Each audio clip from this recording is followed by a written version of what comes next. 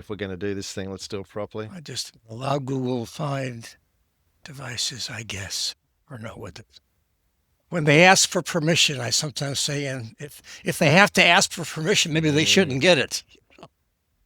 Ah, So how you doing? Uh, yeah, I'm doing great, You Sir look David. great.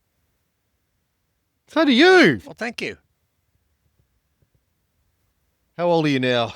Well, I'm sorry you asked that question, although I was going to bring it up. I'm 79, so this year I have a momentous birthday. Wow. December 26th, I'll turn 80. Wow. Yeah, that's what I say. You're looking Well, good. thank you. And I generally feel good. I get the assorted aches and pains. Uh, the, the occasional senior moment, although not really too much of those, I'm happy to say. I seem to be, surviving that okay. My voice is a little hoarse these days. Is probably not the best timing for this, but I'm keeping busy, and that's what we'll probably talk about later on. But and I'm staying in good shape. At one point I had walked over 3 years, closing my move ring, my Apple Watch six, yeah, for three every day for over 3 years. And I went to a nonstop flight to Japan, and that wiped me out. I didn't have a chance to really get the walk in, so I broke the streak. But I still walk a lot. I'm not doing the kung fu or whatever it is you're doing, but I still do get my walks in, and that's good.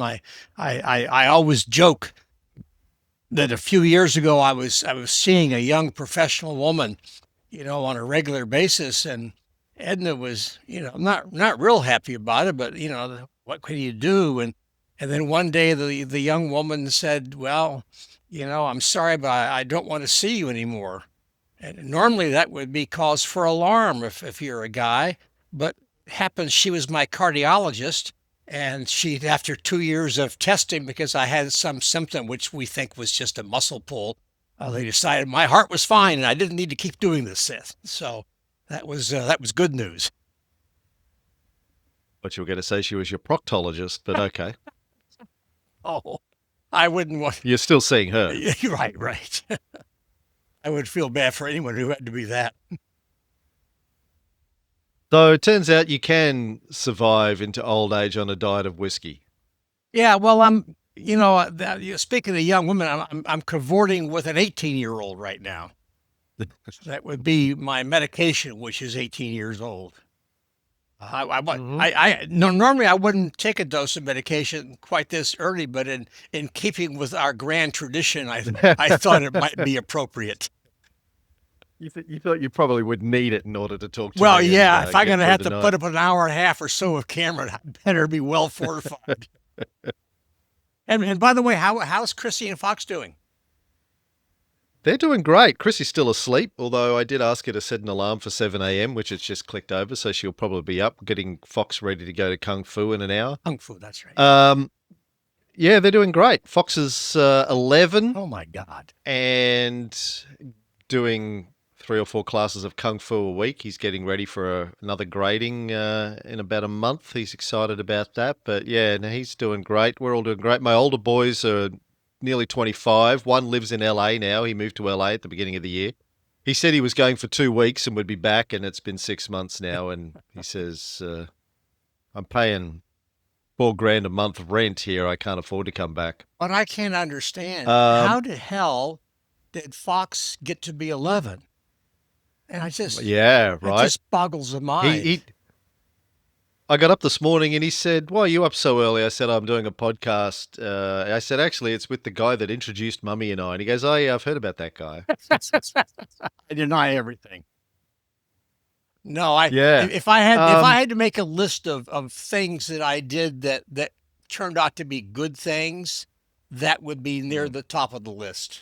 Oh, that would be on that list? Oh, absolutely. Getting you two together and the good life you've had together, and Fox, who's, from everything I can tell, is just an amazing kid. I only had the one chance, I think, to meet him when he was much, much, much younger, but I follow him with great joy. I've got a photo on my desktop here that I want to share with you. So give you an idea of how Chris is doing. Oh my. That's I wouldn't want to get into an argument with her. That's for sure. That's that's kind of what she looks like now after 4 years of kung fu. Jeez. She's become an absolute beast. Yeah, Yeah, I think you'd best be aware of that when she asks you to do something. she does. She plays violin by day and then beats me up at night. Yes, Um, I can believe it. so I was telling you via email that next year will be the 20 years since we started the Napoleon show. That's also amazing. It is, yeah, it I really think you is. said in February, right? Yeah, I think so. Yeah, I think in February it'll be the 20th anniversary of the Napoleon show. But so let's catch up on your news. So I know that you've got this Caesar book, but on the Napoleon front, what have you been doing? Have you got new Napoleon books? Is there any new news? Have they discovered Napoleon yet? Have they opened the tomb yet? Well, no, they What's haven't. the They what's haven't done that. Napoleon news? I'll mention the Caesar book first, just to get that out of the way. It's not out yet. It's coming out at the end of September. It's called Simply Caesar, and it's in the same series of books that a few years ago that me and Matthew Zarzinski co-authored on Simply Napoleon. This is, the second of the series, and there's at least some possibility that we will end up doing Simply Alexander the Great. We'll have to wait and see. But that's coming soon to a website near you. As far as Napoleon, I've kept quite busy with Napoleon, and I have to say, first of all, that I want to wish you and yours a happy Napoleonic birthday. Today is, after all, the 15th of August.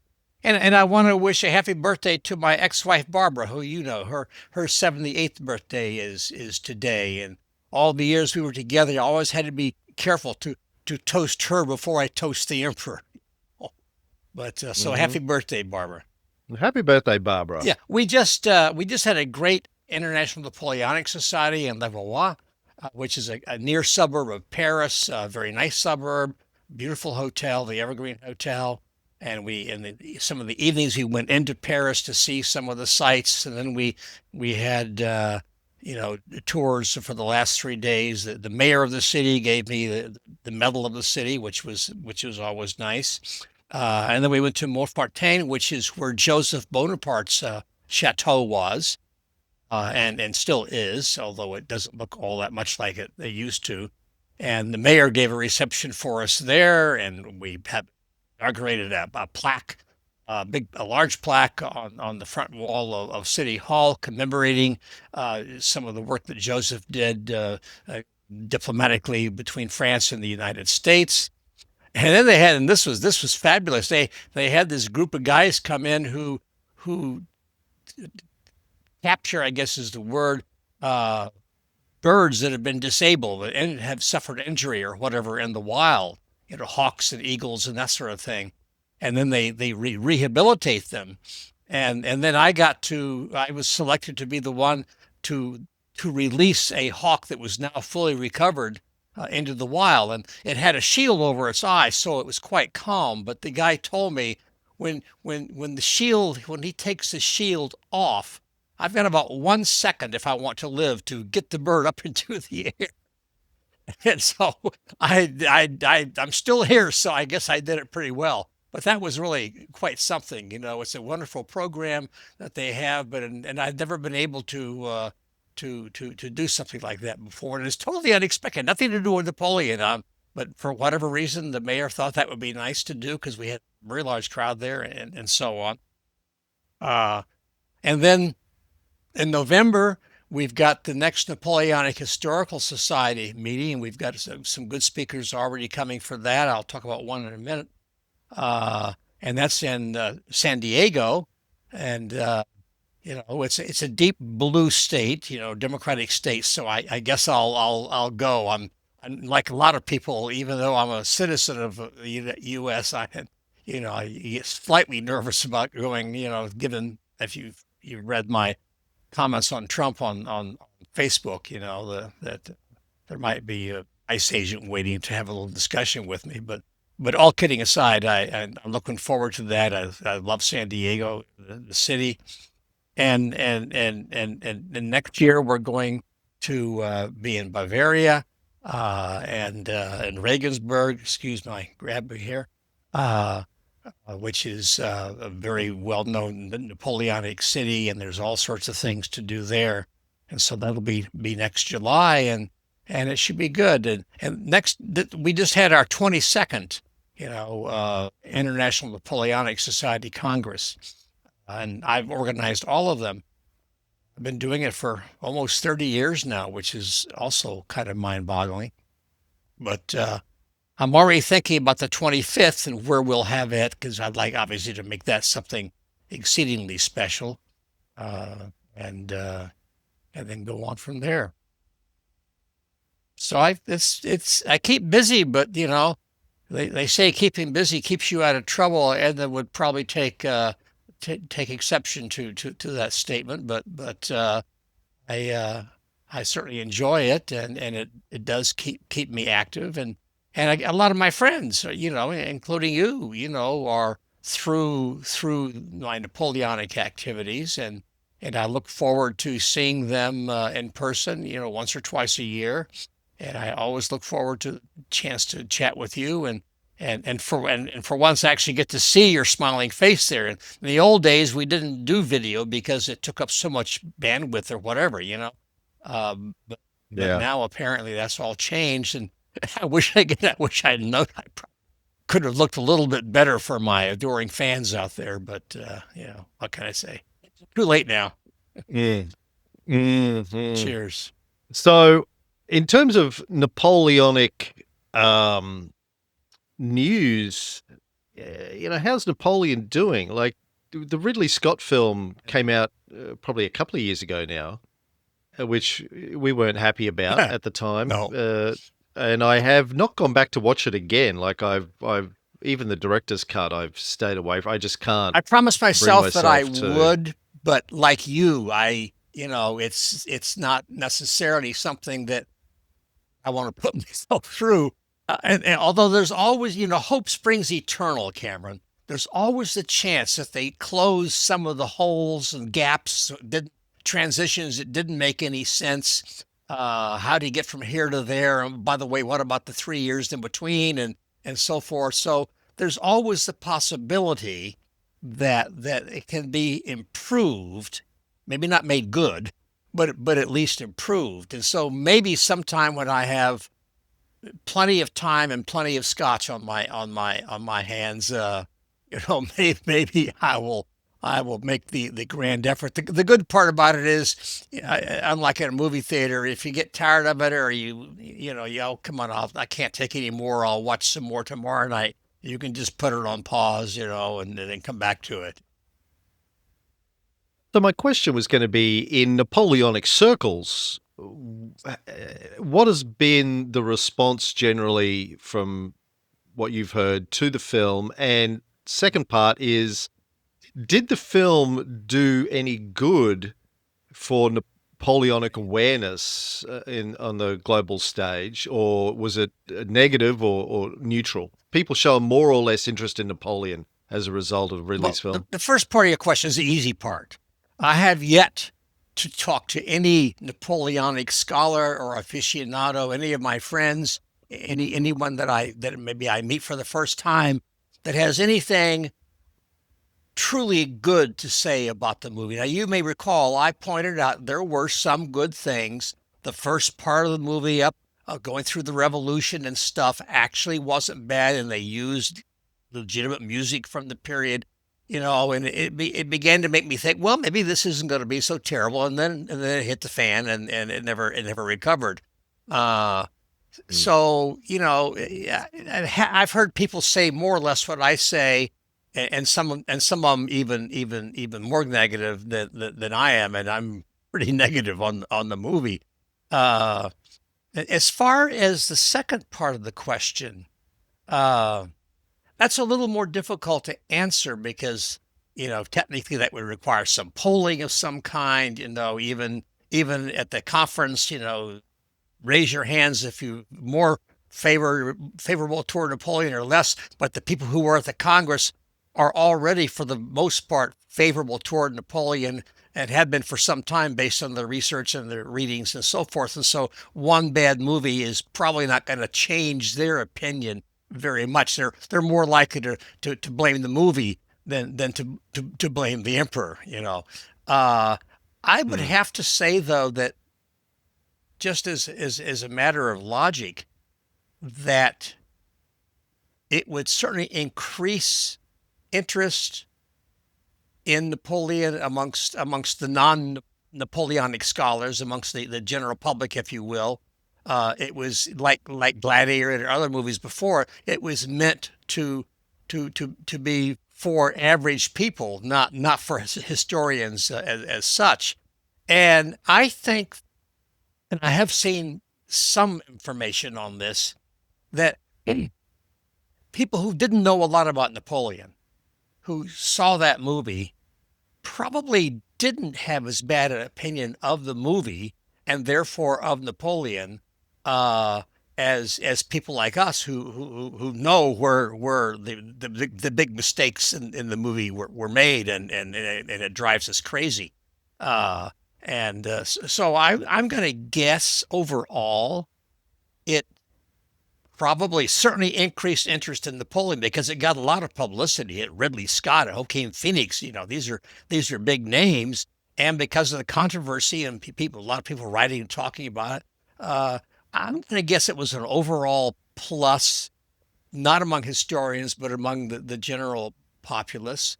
That just would be my feeling. I don't think they would even see some of the awful things like the firing cannons at the pyramids, which was one of the most absurd things in the movie. I think they probably wouldn't even think that much about that. No major uptick in book sales or interest from publishers or anything like that. Hey, the public are really chomping at the bit for more information about Napoleon. The 5,000 books that have been written about him over the last 100 years isn't enough. We need another 5,000. Get onto it, Markham. Well, funny you should mention it. I've got coming up here on Napoleon. I've got one, two, three, four, five, six books that are either done or are in progress. For example, I Jonas Deneuf, who was well known now for his tremendous work in uh, uh, translating memoirs and letters and other kinds of things from using Napoleonic soldiers. He did a book called "To Scourge, Sweat, and Suffer for Napoleon: Eyewitness Accounts of the French and French allied officers and soldiers during the Peninsular War." And that's actually been out for a couple of months now. You can get it on Lulu, you can get it on Amazon. I wrote the introduction for that, and I have no idea how well it's selling. Uh, I have a book coming out. It's already out on Lulu, which is a self-publishing site, and it will be available on Barnes and Noble and Amazon within the next 2 or 3 weeks at the latest, I think. And that's called Echoes of Empire, Coachman Jean Horn's account, 1815 documents, and some lives of Napoleon St. Helena servants. It's basically he translated a lot of French stuff, and I provided a transcript of John Horn, who was his coachman and traveled all over Europe with Napoleon and wrote a memoir, which is actually quite interesting to read. And then he ended up, Napoleon's coach. He was Napoleon's coach at Waterloo, and the coach ended up going to London, at least for some time.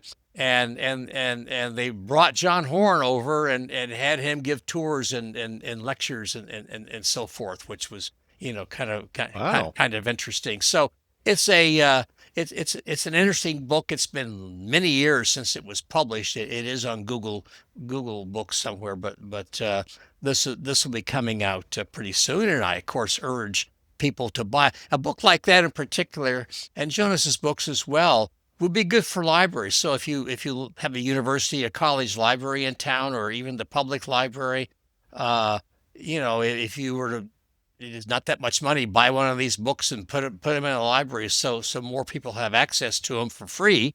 That's that's a pretty good thing to do. Uh, and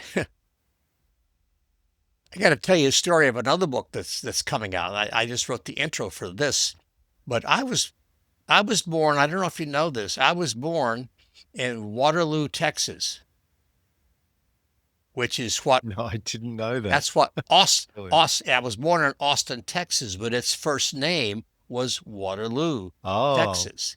wow. And then when it became the capital, they changed the name to being after Stephen F. Austin. Uh, Little did I know until recent. That's the Bionic Man, Steve Austin, No, no, the $6 million man. no, They named it after no, him. not Oh, wrong okay. Austin. Uh, That's a yeah, shame. I know. Well, time travel wasn't available for him. But uh, little did I know that I eventually moved to and went to high school and university at Napoleon, Iowa. Because in my sophomore year in high school, had been living in State College, Pennsylvania. My family, due to my dad getting a job at the University of Iowa teaching journalism, we moved to Iowa City, Iowa. And all the years I was there, I did not know this initial name had been Napoleon, Iowa. And so Wow. Edna actually came across this woman, Anna Barker, who's a professor at the University of Iowa. And then she and I got in touch, and we've done some collaboration. I wrote I think, a very nice introduction to her book, telling the story of the Iowa connection, because there's a Waterloo, Iowa, there's a Marengo, Iowa, there's all sorts of Napoleonic names, and apparently it came very close to being incorporated into the French Empire. When it's hard to say, but uh, so she tells a very fascinating story about that, and then goes around the world going to sites and talking about them. It's an absolutely wonderful book. It's called 13 Notes from Napoleon, Iowa, Muses on the Edge of the French Empire. Her name is Anna Barker, and it's absolutely amazing. So it's it's kind of coming full circle on this, because you know I was born in Waterloo, Texas, and ended up for a very important part of my life in Napoleon, Iowa. And then my second degree, my first master's degree, was just outside of Waterloo, Iowa. So there's connections there. Uh, One big one of which I only learned about this year, so that was quite amazing. And there's actually a Napoleon Park in Iowa City, which I did not know of either, which is amazing. But my interest in Napoleon wasn't quite as high in high school and undergraduate college. It was always there, but it was How never at the level it is how now. when and how did you get interested in Napoleon? I don't think I know that story. Well, I thought maybe I'd tell it to you, but when I was a kid, Probably. yeah, when I was a kid, my father would tell me stories about Napoleon and Alexander and Caesar and some others, but those three in particular stuck, and Napoleon stuck most of all. So, I was always sort of looking around for anything to do with Napoleon, and I would go to a museum and there was a painting there. Oh, we got to go over there to see that, that kind of thing. Uh, and and I took a class, a university graduate school class at Arizona State, And by then I had gone to Europe a few times with Barbara and had discovered all the wonderful Napoleonic stuff there.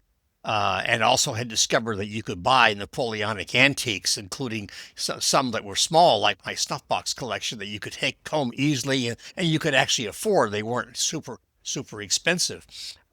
So I was much more into Napoleon at that point. I was a member, president at one point of the Alliance Française in Phoenix. Uh, so at Arizona State, I took this class on the French Revolution and Napoleon. It was taught by a very good well, middle-aged woman professor who was an adjunct professor, if I recall. And I had to write a paper for the thing, of course, to get graduate credit. And she liked the paper, and she said, "Well, maybe a tweak here or there and a small stuff. Maybe you should submit it to a history magazine of some kind." So I did that. I submitted it to Military History Illustrated, which was a pretty big deal, glossy, full color magazine in those days, and it was accepted as one of their smaller articles, a lead in to the thing, and it was on Napoleon and the French Revolution, of course. And then the publisher of that magazine contacted me and said, because it took them over a year to get this thing into print. Well, there's this guy who's doing a biography of Napoleon, each chapter written by somebody different, and would you be interested? I could get you in touch, and maybe you'd like to write a chapter for them. Well, I ended up writing the first and the last chapters.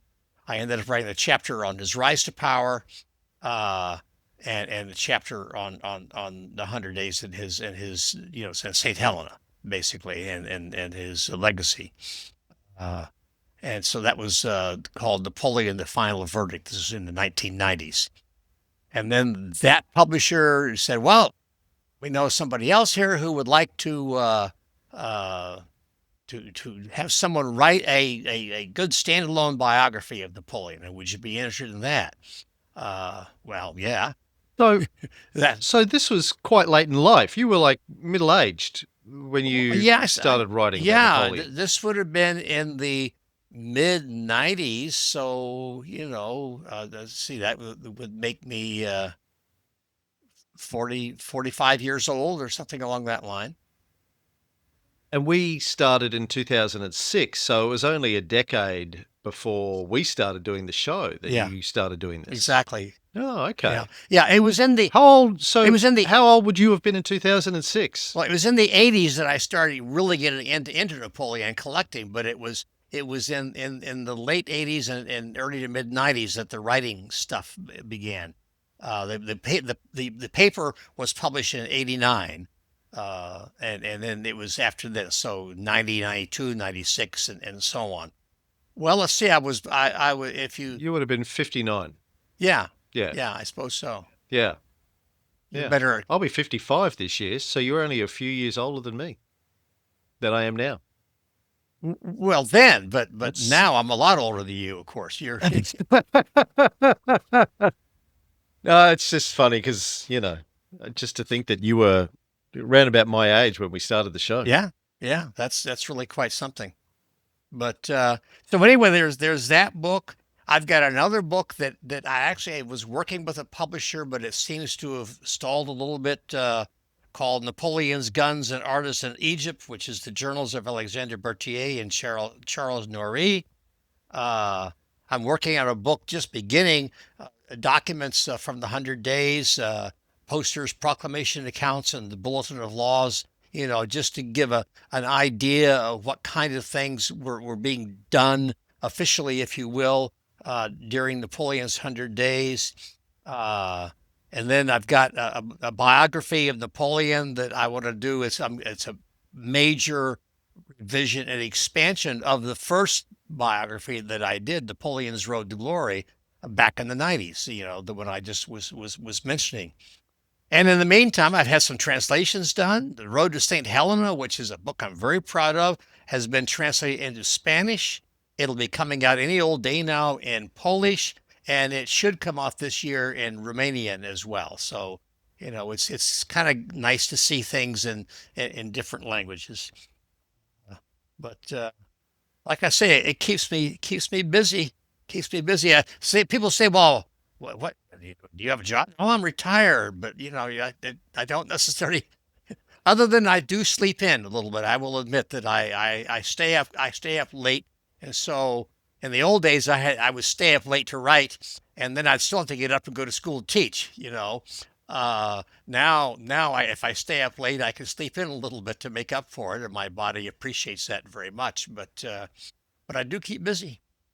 You think like and my older boys sometimes ask me because of all of the history shows that I do, like what what does it matter? History. Why do you care? Why does anyone care about history? And I always struggle to answer that. I mean, I can answer it from my own perspective. I'm just interested in understanding history and how did we get here?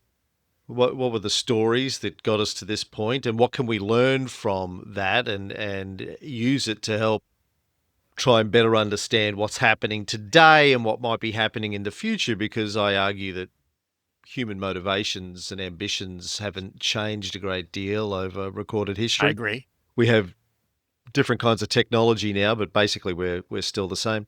But in terms of your lifetime devotion to Napoleon, what do you think? What's the point, apart from your own enjoyment of the subject matter? What's the point of the promotion of Napoleon? Well, I mean, as you seem to have suggested, there's kind of two sides to that, two different things, ways of answering it. One is that you want to do in life things that give you enjoyment and also give you a sense of fulfillment and maybe of accomplishing something. And I was fortunate that much of my life, although I had all sorts of different jobs in and out of government, I owned a photography studio and so forth, but for a big chunk of my life, almost 20 years, 17 or 18 years, I was teaching. I mean, high school, community college, university, and I loved it. And so I was doing something that I thought was good for people, and also something that I really truly enjoyed. And my students have always spoken very highly of me, and including in later years and so on. I still have contacts with some. And in a sense, Napoleon's the same way.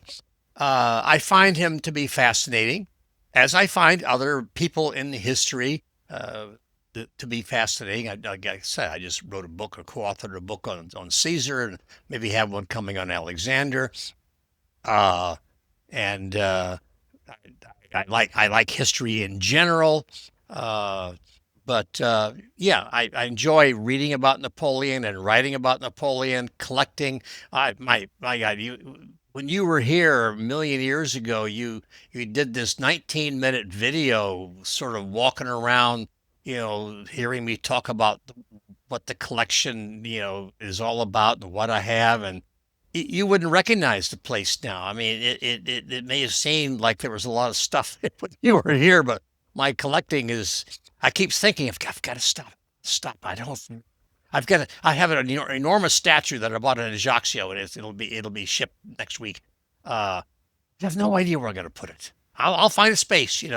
I tell Ed, I'll put it in your bedside table. Oh, no, but and she wanted to get it too, but we neither one really know yet where it's going to go. But I've got a few possible. I mean, it's a mammoth thing, and I've been collecting snuff boxes. I've got 330 or 40, Napoleonic snuff boxes. I've got over 100 miniature paintings that you see, and it's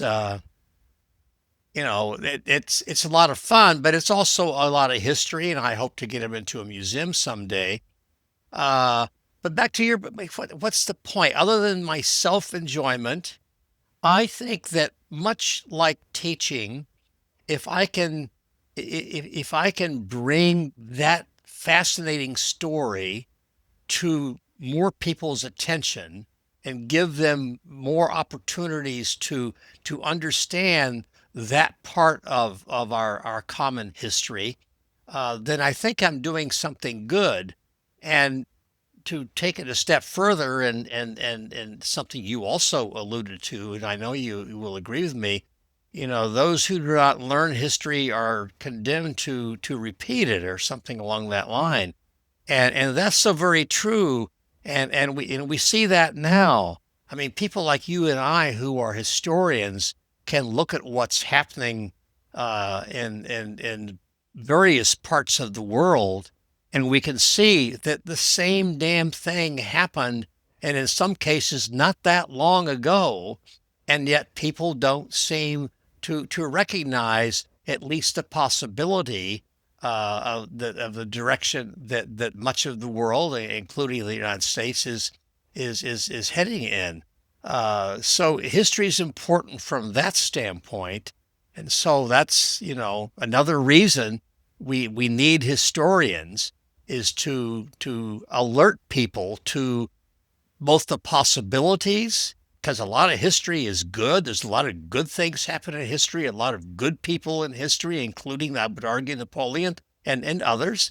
Uh, but there's also a lot of bad people and a lot of bad motives, and a lot of bad things have happened. And sometimes they happen in the same old way, and it's like, when will they ever learn? When will they ever learn? Really. And you've seen my Facebook page, although you never really respond to them much or anything, but I'm sure you've seen them.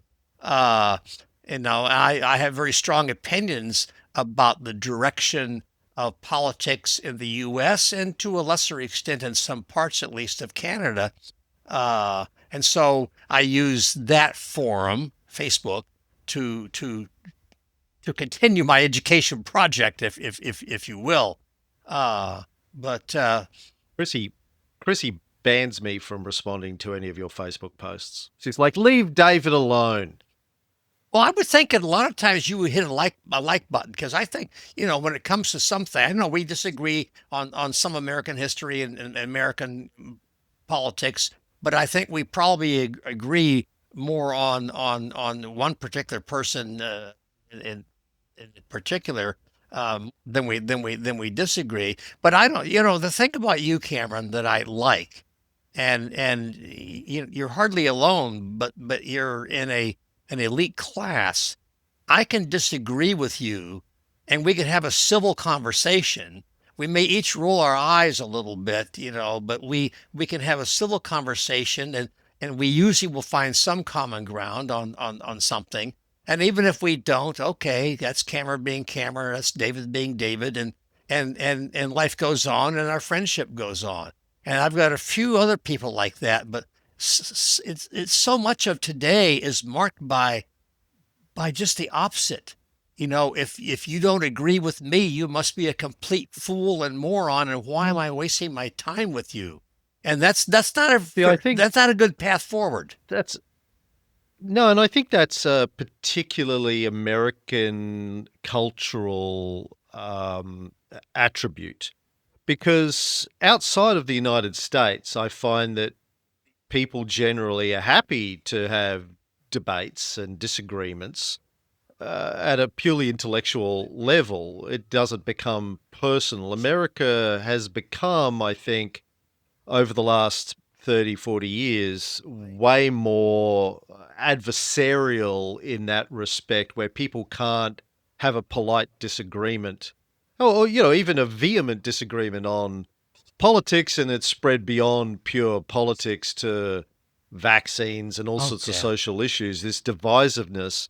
Um, and that some of that has crept into Australia too. And I've been fighting against this here for decades, which I saw the increasing Americanization of Australian culture as a result of TV and film and all of that kind of stuff. But there has been, particularly sort of post QAnon, post COVID, a certain kind of fracturing and fragmentation of social cohesiveness in Australia, where people are becoming so angry at people who don't agree with their perspective on things. It's becoming slightly more difficult to have a civilized debate over things. but I don't think we're anywhere near as bad as the Yeah. United States has become, where it's, every time I've been back there in the last 10 years, 15 years, and I can't go back now. I don't think they let me in the country. But it it is very apparent to me that it's become increasingly toxic.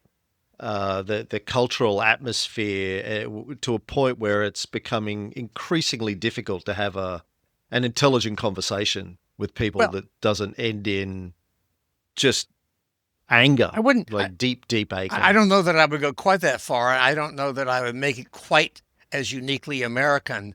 I think that, I on social media, I've seen people from other countries that show very similar attitudes to what we see in America.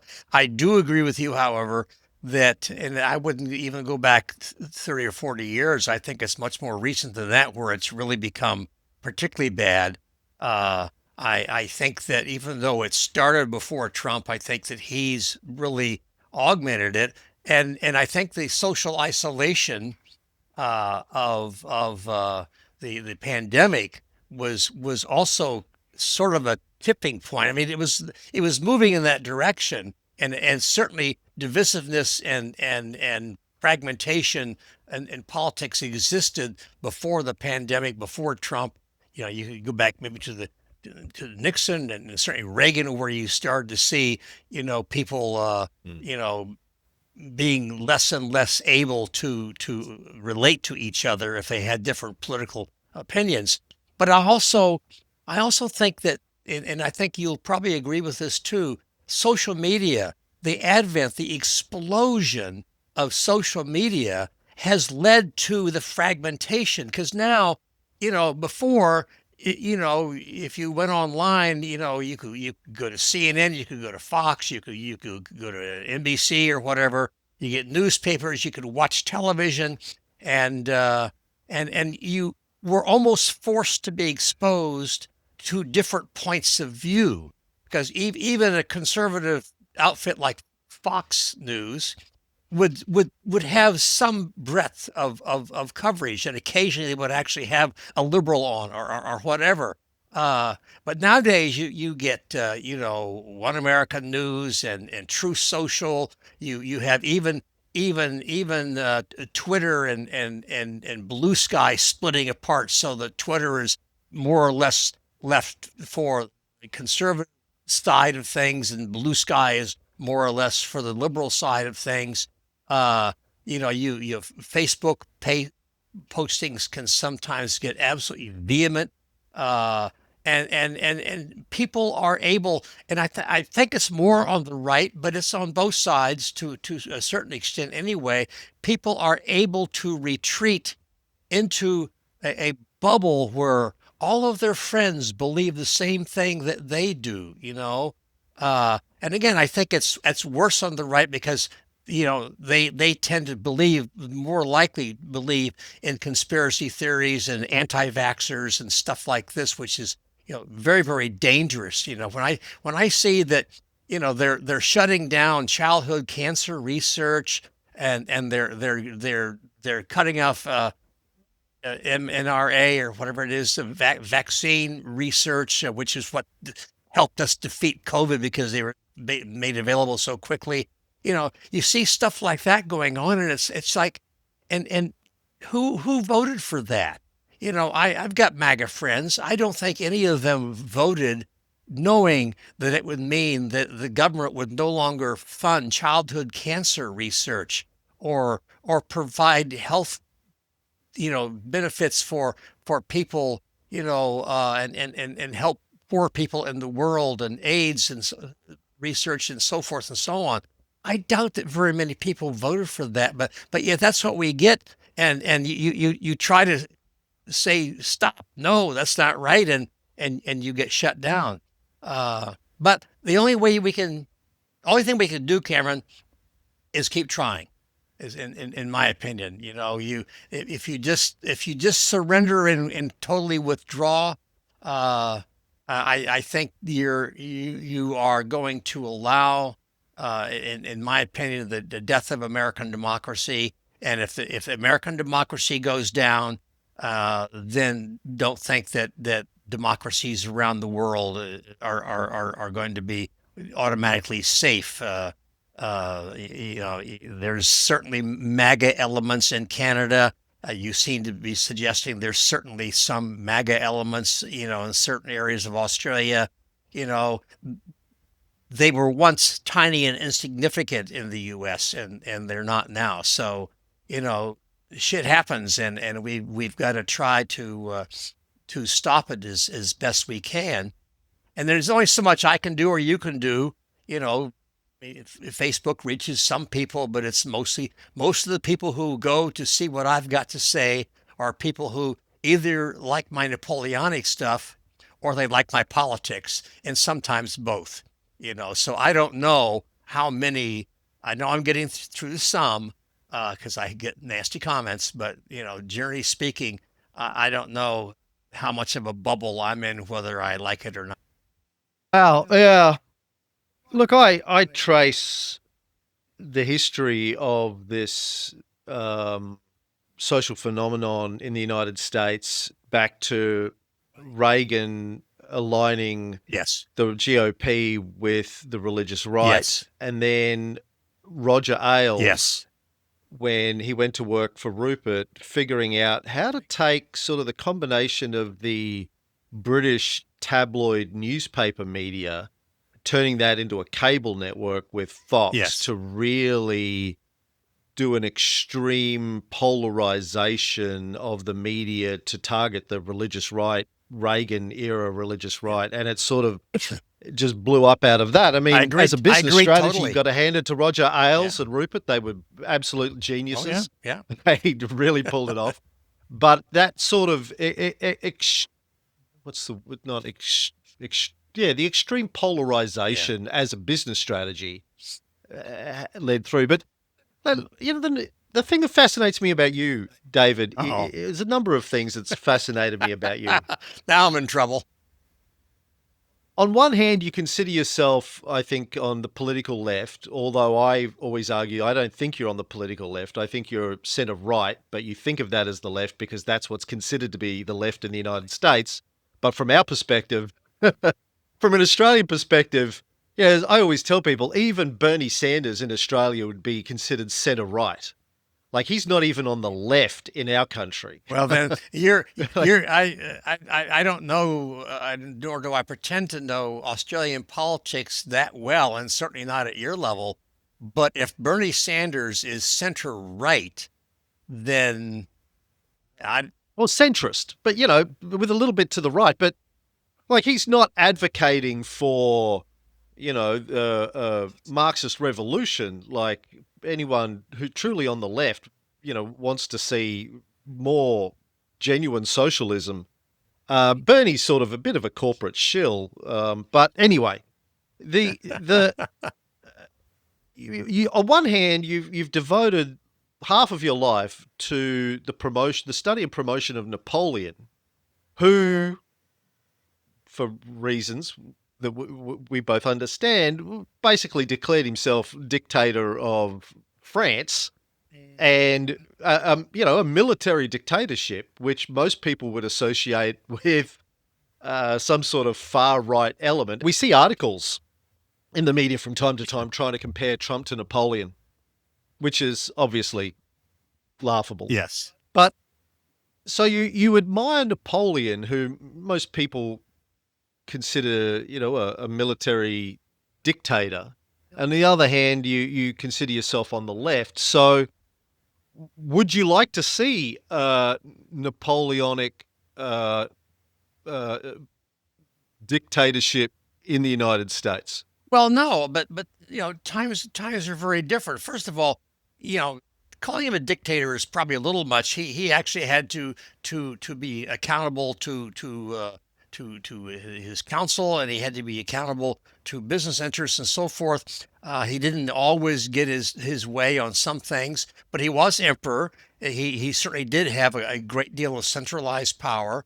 And much of which, as we both understand, he used it in what we would consider a positive way. He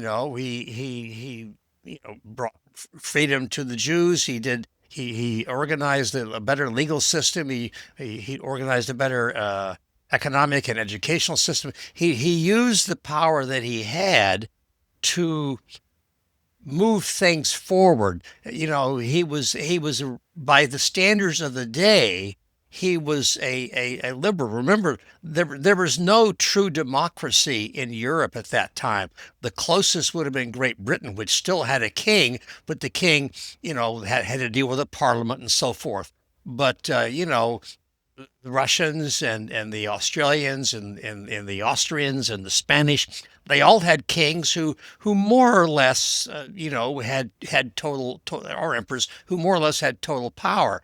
You know, the United States, however flawed it may be, and I know you love to talk about the flaws, and some flaws are clearly there. There's no question. But it still is a pretty good democracy. It's had free and fair elections for 240 years or so. It's coming up on 250 anniversary. It didn't start out as free and fair for everyone. We all know that. Blacks couldn't vote, women couldn't vote. You had to be a white male property owner to vote initially. But over time and relatively quickly in the scope of history, it became a much more true, exercise in democracy where essentially everyone, who was a citizen was able to vote, and elections were generally considered free and fair. Yes, moneyed interests always had more influence than they should have, and no democracy is ever likely to be free from those kinds of things. But overall, it did pretty well, and frankly, I would like to see it continue along the line that it was up until Reagan, and even some changes. I mean, there have been some good changes even since Reagan, but in recent years, it's been going in a different direction. And when you see tanks in the streets of Los Angeles and Washington, D.C. for no reason whatsoever, then you have to start to worry about just exactly what the leadership of our country has in mind in terms of the perpetuation of democracy. I hate to sound too negative. I hate to be too alarmist. But did you ever think you would see U.S. tanks in D.C.? I mean, for no reason? He says, "Oh, I've been predicting this. I've been predicting this for 25 years, David. I've been trying to tell you for better part of 20 years that this is where America was headed, and you would argue and argue and argue. I could see it as an historian. I could see the signs of the fragmentation. And I know from history that it never ends well. It always ends in civil war.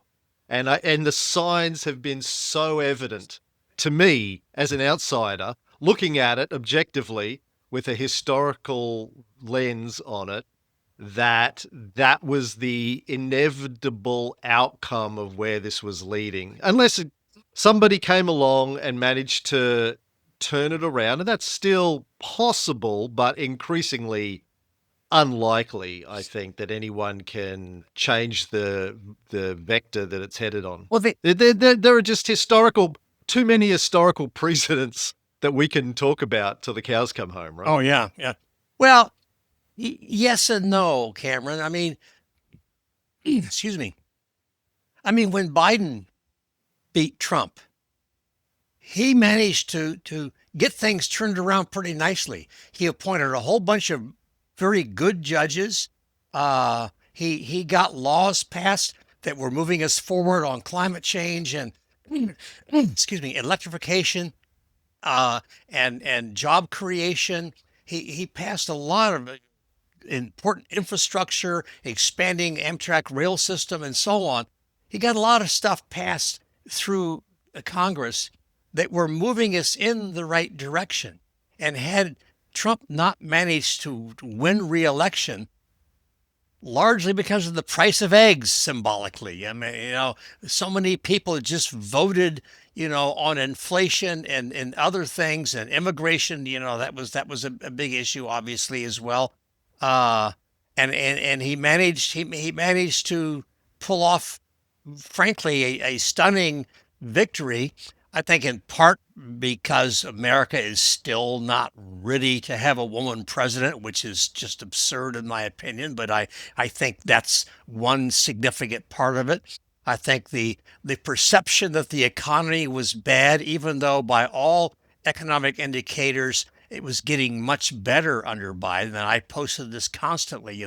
The numbers on even inflation was going down, jobs were going up, everything you can think of was improving.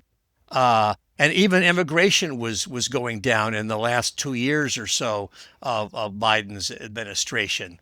But Biden was old and probably should have gotten out sooner or stayed in and toughed it out. It's hard to say which would have been better. But Harris came in with 110 days left or so, which is not very much to form a campaign, even if you are a sitting vice president. Uh, and and we all know what happened, and so we'll see if we can get Trump out and if we can win back the Congress. I think after 2 terms of Trump, that there still will be time to get us back on the right course, both in terms of environmental and infrastructure things that we need to move forward, uh, and also in terms of preserving our democracy and maybe putting in some more safeguards. But another 4 or 8 years of a Trump wannabe, a JD Vance, and by the way, parenthetically, I've always been proud of my name, James David Markham, until I find out that JD stands for James David. So I share 2 names with Vance, and I'm not any too happy about it, I can tell you.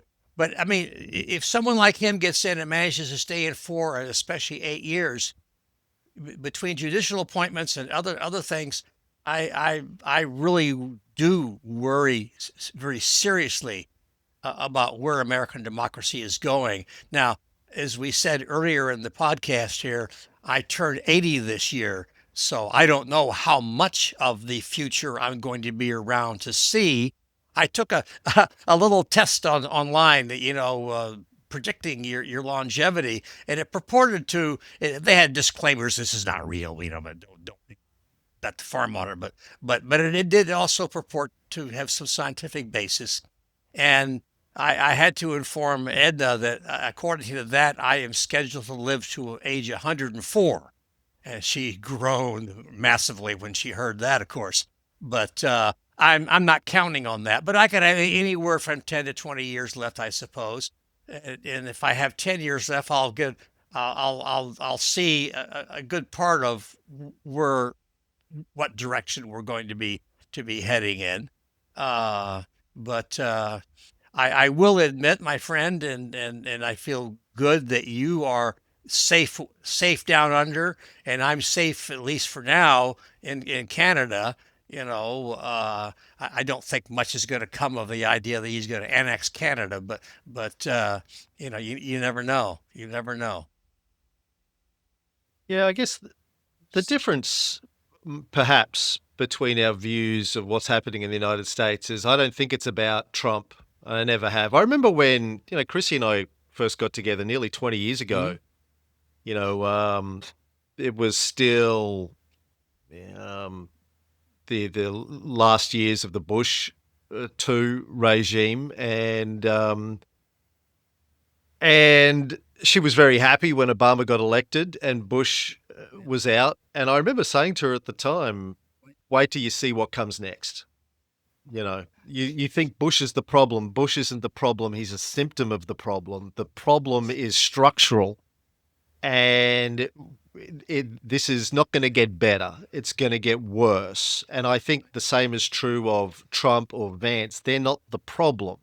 They are symptoms of the problem. The problem is deeper, it's structural, and you don't fix structural problems by focusing on the guy in the office. The guy in the office is just a symptom, and no one is addressing the underlying structural problems. It's a bit like we could, if you take it out of that, if you talk about the United Nations and the United Nations Security Council, people bitch and moan to me all the time about how weak and toothless the Security Council is, and I go, well, that's because of the way it was structured. Right. It was set up to fail from the get-go after World War II. With the veto system, it was never gonna work. I mean, there's a lot to be said Sure. for it. I'm a big fan of the United Nations. I'm a big fan of the idea of the United Nations and the United Nations Security Council. I don't think it's a bad idea. I think it was implemented poorly, and in its 70-odd year history, they've never had the incentives to fix the structural issues with it, so it just continues to malfunction. And I think the same is true of United States' domestic politics and also international politics. And, as an international citizen, my biggest concern and frustration and criticisms of the United States have been about how it conducts itself internationally. And that has been true regardless of which party happened to hold power. It's the way it conducts itself as an international citizen that I take most issue with. And again, it's for purely structural reasons. It's about the industrial military complex and how that is really what runs the United States' geopolitical strategy, as well as domestic political strategy to a large extent, because it needs the domestic politics to continue to support what it's doing globally. So it makes sure that the people that get elected are people that are friendly to its international hegemony goals, which unfortunately it's been able to get away with. Less and less so, though. I mean, I think China has positioned itself very well to capitalize on the decline of the United States as a global authority and a global power. Whether or not that will be a good thing or a bad thing, time will tell. Well, I think so far time would indicate that it would not be a good thing. Getting back to your comment, Really? yeah, I'm not. Like, I'm not why? a big fan of the Chinese government right now. The Chinese people and the Chinese culture, I've got no problem with at all. But What has the Chinese government done that you're not a fan of? well, I don't know. We have a whole lot of time to go into all these side things, but they tend to be very aggressive in the military expansion. They're being very aggressive. Compared to I've been I, how I've been in how many Southeast. bases I've been in do they have over the I've been world? in Southeast Asia, and the people I talk to there are very upset with China and very Okay, concerned. let's just forget about the people you talk to. How many military bases does China have around the Well, I world have no idea. compared to America's? No, America The has United more, of States has course. 800 military bases. How many does China have? I have no idea how many bases China has, but there's a lot more to expansionism than just having military bases. Uh, you know, So what kind of military aggression has China been guilty of? Oh, they are being very intimidating toward military operations around Taiwan. They have been known to Taiwan is part of well, China. Everyone agrees that. obviously That's don't been international policy since the 70s. not ever. They can't be militarily aggressive to their own country. No, but they have been. Taiwan is They China. they threatened. Taiwan is They China. threatened to invade it, and yes, the Taiwanese would. They can't invade your own The country. Taiwanese would disagree with you that they are China. Okay. No, they wouldn't actually. It's actually part of the Taiwanese constitution that they are China. At any rate, They agree in the one China policy. They just think that they are the real China. okay, well, okay, if you want to look at it from that point of view, sure.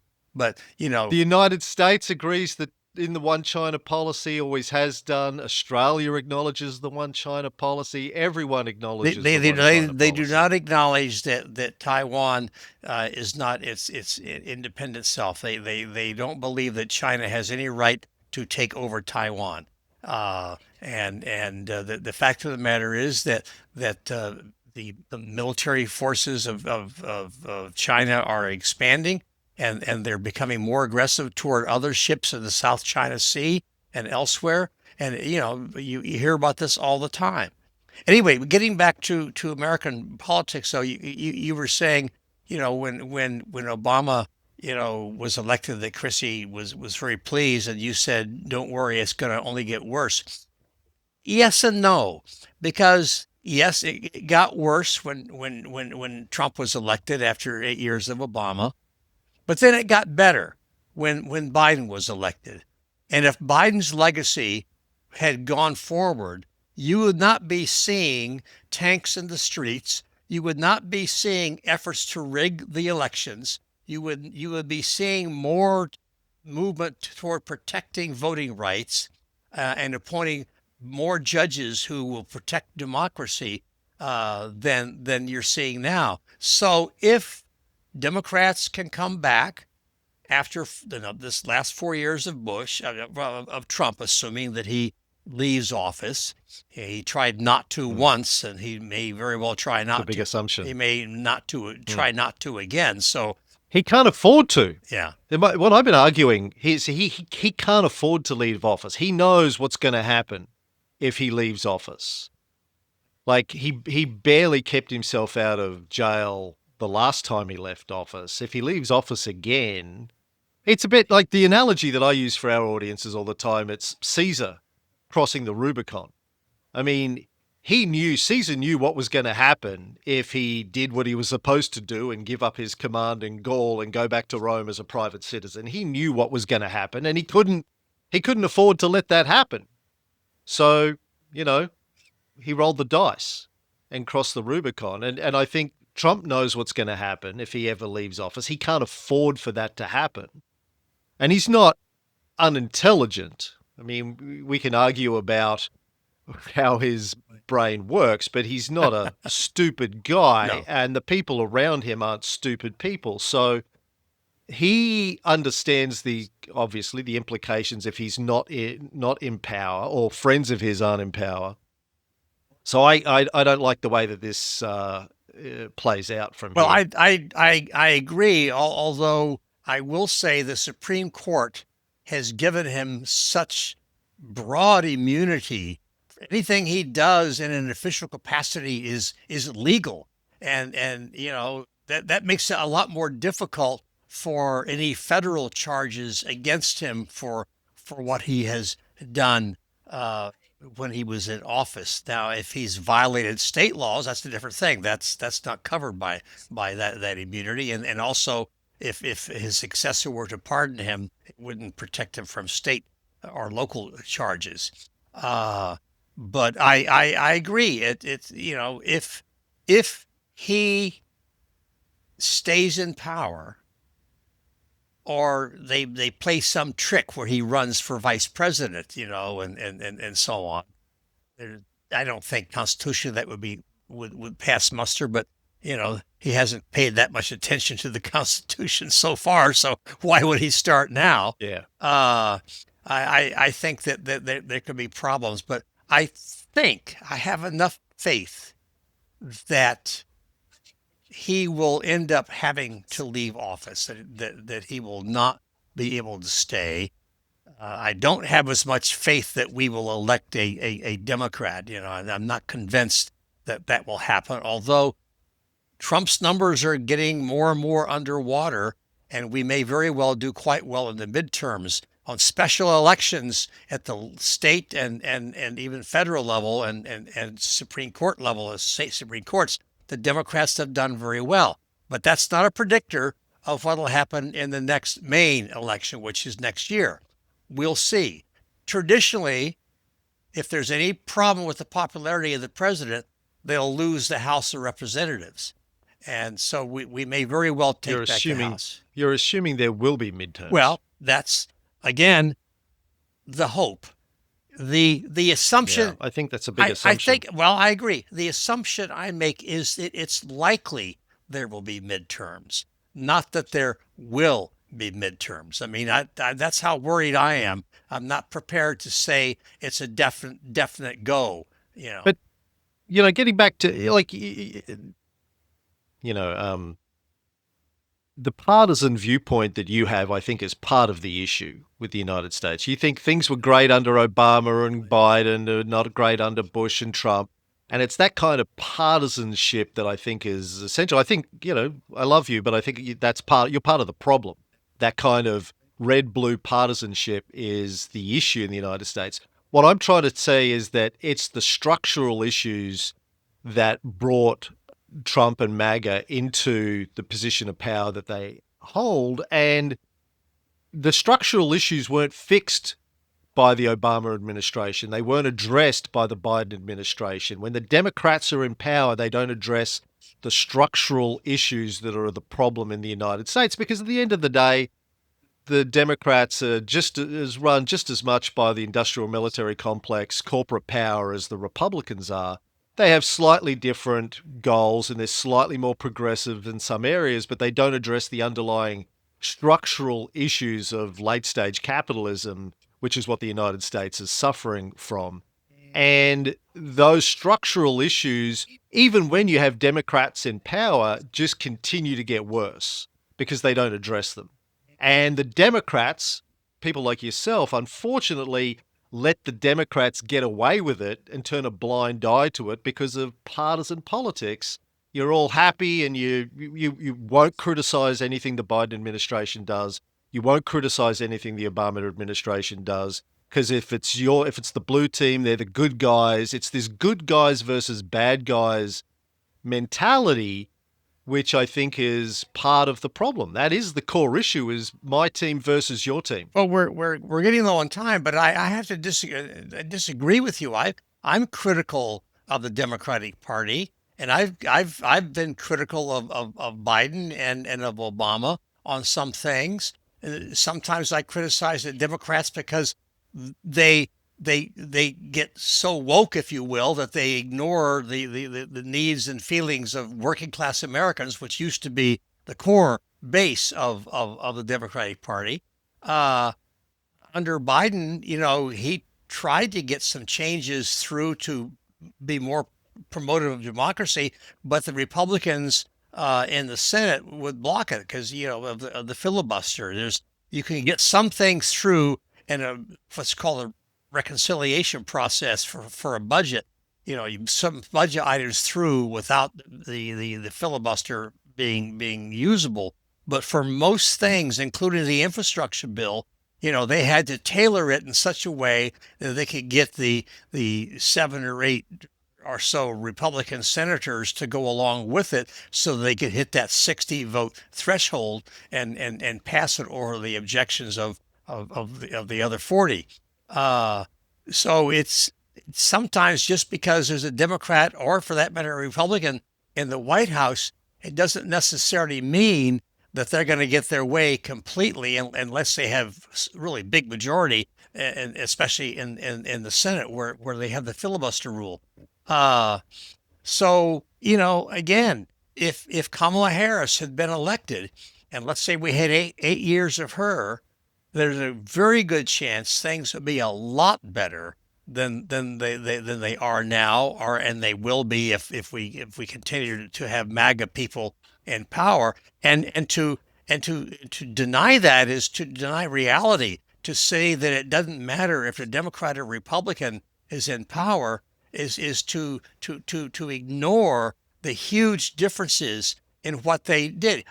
I'm sure you're a believer in trying to fight climate change. Imagine the differences between Trump saying he wants to go back to beautiful coal and expand oil and gas production, whereas Obama and Biden were pushing for solar and wind and other renewable and ultimately cheaper and very reliable sources of energy, and increasing the fuel consumption requirements for automobiles and pushing them to become eventually electric, or at the very least hybrid, which is exactly the opposite of what Trump and the Republicans are trying to do. Just on this one issue alone, the difference is spectacular between them. And how you can Yeah, deny but that, I don't know. I'm not denying that. I'm saying that they're not addressing the structural issues that are the problem. Anyway, I do have to go. I know. I've got to get to a kung fu class. Well, This was oh, fun. yes, We it should do was. this. It was very We're fun. just getting Yeah. started. We should do this at least once a Well, month. I want to as have soon as you shifted a political debate with you once a as month. soon as you shifted from talking about Napoleon and my books and the movie and that sort of thing to politics, I knew number one we were doomed, and number two we No, were this never was going the to have best enough bit. time to fix it, to finish it. But no, Yeah. if you want to get together once a month, my friend, I will be more than delighted. Possible exceptions if I'm on a month-long trip somewhere in Europe, but even then, I can probably find some way if I remember to pack these these now quite antiquated items that I'm wearing here, a microphone and headphones. But I actually got headphones like yours, and I probably have a microphone with them. But I use these things so seldom that when all of a sudden, oh, we're doing this thing today, so I just go with the old standby. I'll try to come into the 21st century next time we do this. But it's Right. wonderful. It's Hey, wonderful to see you and to hear your yeah, voice. I you mean, too. I mean, people have to remember, we agree on a lot of Napoleonic stuff. We disagree on a lot of American politics and stuff, but we've been friends for 20 years now, I guess, and hopefully we'll be friends for 20 more. Great to see you. Give my love to Edna. Let's And talk to soon. Chris, you got it, my friend. Take care. Thanks again. Bye bye.